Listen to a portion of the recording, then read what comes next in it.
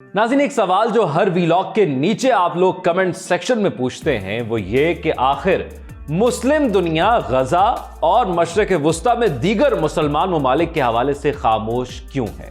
तो आज मैंने सोचा कि मैं अपनी राय आपके सामने उस सवाल के जवाब के तौर पर रखता हूं और आप मेरी राय से इत्तफाक करते हैं या आपको क्या लगता है कि ये तमाम मुस्लिम ममालिक मशरक़ वुस्ता के मामले पर खामोश क्यों हैं। आप कमेंट सेक्शन में बताइएगा। नाज़रीन, मुस्लिम दुनिया के तनाज़ात पेचीदा से पेचीदा तर होते जा रहे हैं।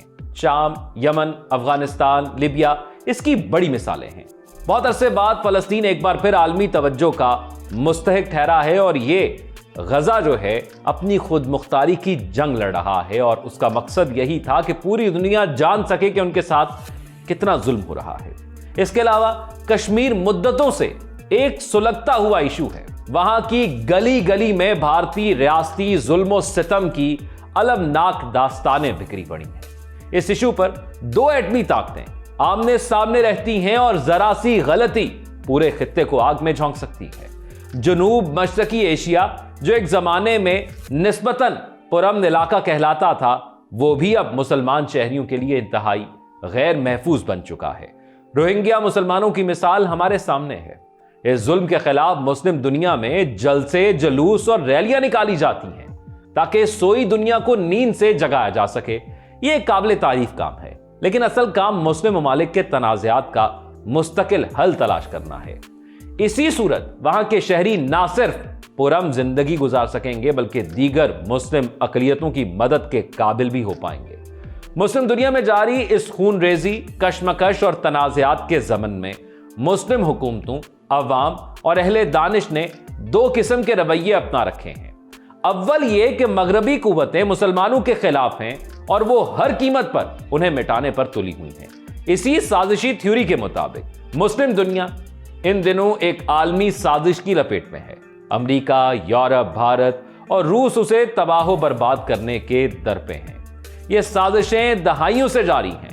खास तौर पर उस्मानी सल्तनत के जवाल के बाद तो सूरत हाल बहुत ही अबतर हो गई। इस नजरिए पर यकीन रखने वाले माजी का हवाला देते हैं जब दुनिया में मुस्लिम मुमलिकतें सुपर पावर और इल्मो तरक्की में सबसे आगे थी।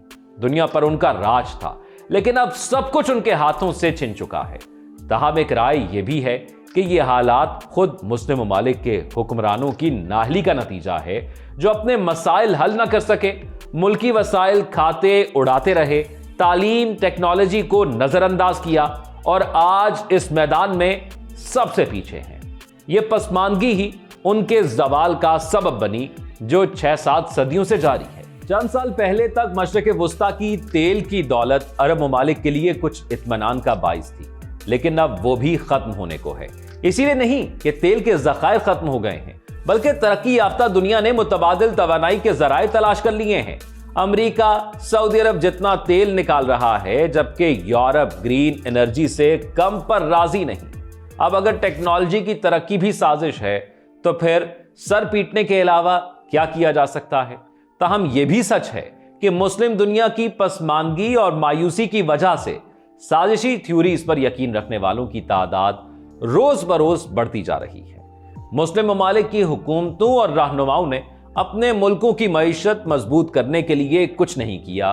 वो मांगे तांगे के पैसों ही से काम चलाते रहे। अगर किसी ने कुछ तरक्की की भी तो उसे पायदार बनाने की बजाय मुख्तलिफ तनाज़ात में उलझकर अपने वसाइल जंग में झोंक दिए। इन मुस्लिम ममालिक के हुक्मरान दबंग बयानात ही से अपने अवाम का पेट भरने पर यकीन रखते हैं कि उनके पास इसके सिवा और है भी क्या। पता नहीं क्यों उन्हें यह सीधा सादा असूल समझ नहीं आता कि तरक्की और अवाम की खुशहाली का पहला तकाजा अमन है। अमन और सुकून होगा तो तभी लोग तरक्की की दौड़ में शामिल होंगे। अगर मुस्लिम ममालिक के हुक्मरान कहीं से पैसे पकड़कर कोई तरक्याती मंसूबा बना लें तो इतना शोर मचाते हैं कि गोया दुनिया की सारी तरक्की उसी एक प्रोजेक्ट में सिमट गई है। हालांकि दुनिया मरीख की तस्खीर के मरहले में दाखिल हो चुकी है और हम जैसे मुल्क अभी तक नालों की सफाई ही को बड़ा काम समझते हैं। हकीकत तो यही है कि दुनिया के लिए मुस्लिम ममालिक किसी खिलौने से ज्यादा अहमियत नहीं रखते कि उन्हें कर्जे या इमदाद की मद में कुछ पैसे देकर मन चाहा काम लिया जा सकता है। ہمیں دوسری عالمی جنگ کے دور میں جانے کی ضرورت نہیں. اگر صرف گزشتہ 20-25 سالوں ہی پر نظر ڈال لی جائے تو اندازہ ہو جائے گا کہ ترقی یافتہ دنیا نے اپنے تنازعات کیسے حل کیے. صرف ایک مثال دیکھ لیجئے. یورپی یونین ایک مثالی اتحاد ہے جس میں 29 ممالک شامل ہیں. کورونا سے نمٹنے کے لیے جس طرح وہ ایک دوسرے کے ساتھ کھڑے رہے، اس سے پتہ چلتا ہے کہ اتحاد کسے کہتے ہیں. جب بریگزٹ کا تنازع اٹھا تو یورپی یونین یا برطانیہ کی طرف سے یہ نہیں کہا گیا کہ جان دے دو، فلاں کی جان لے لو کا معاملہ ہے. کسی نے بریگزٹ کو یورپ یا عیسائی دنیا کے خلاف چین، روس یا امریکہ کی سازش قرار نہیں دیا. حالانکہ یوکرین جنگ پر روس اور یورپ میں شدید تلخی بلکہ بعد جنگی حالات تک جا پہنچی تھی. گو کہ یورپ اور برطانیہ میں بریگزٹ کے مخالفین کی کمی نہیں، لیکن جب میں یہ فیصلہ کن مرحلہ دیکھتا ہوں اور جب یہ فیصلہ کن مرحلہ آیا تو عوام کے ووٹوں کی طاقت ہی نے فیصلہ کیا، جس کے سامنے سب نے سر جھکا دیا. اس میں بھی کوئی شک نہیں کہ یورپی یونین اور برطانیہ کے رہنماؤں نے اس پیچیدہ معاملے کو جس طرح مذاکرات کی میز پر حل کیا وہ بھی اپنی مثال آپ ہے. کیا مسلم دنیا، خاص طور پر یورپ کے پڑوسی مشرق وسطیٰ کے ممالک نے اس سے کوئی سبق سیکھا؟ چین اور امریکہ کی ٹریڈ وار کا ذکر اس وقت سے چل رہا ہے جب ڈونلڈ ٹرمپ نے امریکہ کی پہلی بار صدارت سنبھالی تھی. کہا گیا کہ اب جنگ ہوئی کہ تب ہوئی، مگر عملاً ایسا کچھ نہیں ہوا. اس معاملے پر دونوں طرف شدید ترین تلخی دیکھی گئی. اختلافات انتہا کو پہنچے. دونوں نے اربوں ڈالرز کے ٹیکسز ایک دوسرے پر لگائے.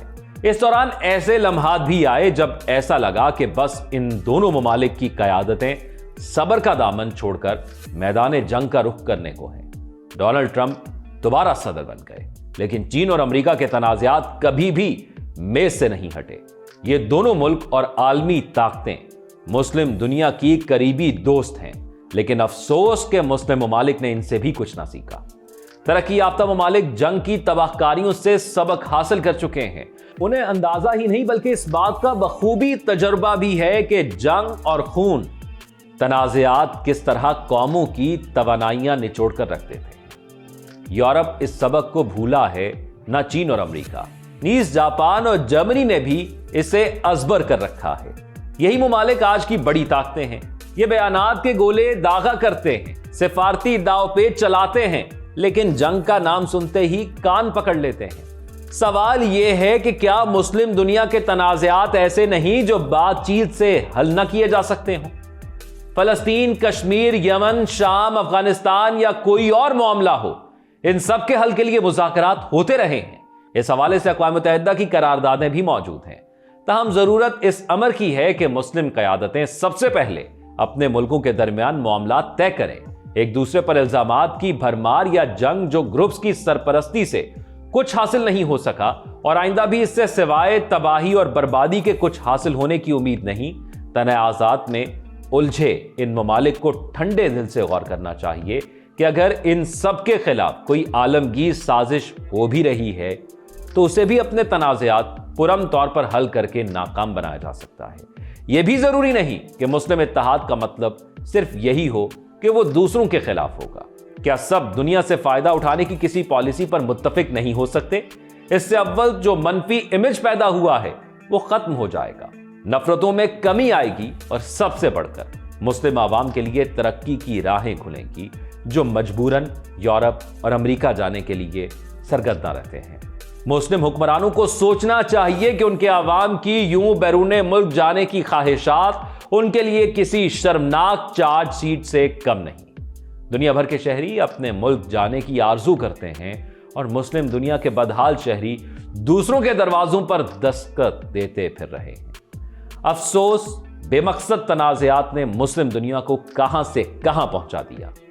ترقی تو دور کی بات، اب تو امن بھی ان کے شہریوں کے لیے خواب بنتا جا رہا ہے. عالمی طاقتیں کسی نہ کسی شکل میں ان کے درمیان ثالث کا کردار ادا کرتی رہی ہیں، مگر معاملات سلجھنے کی بجائے مزید الجھتے ہی جا رہے ہیں.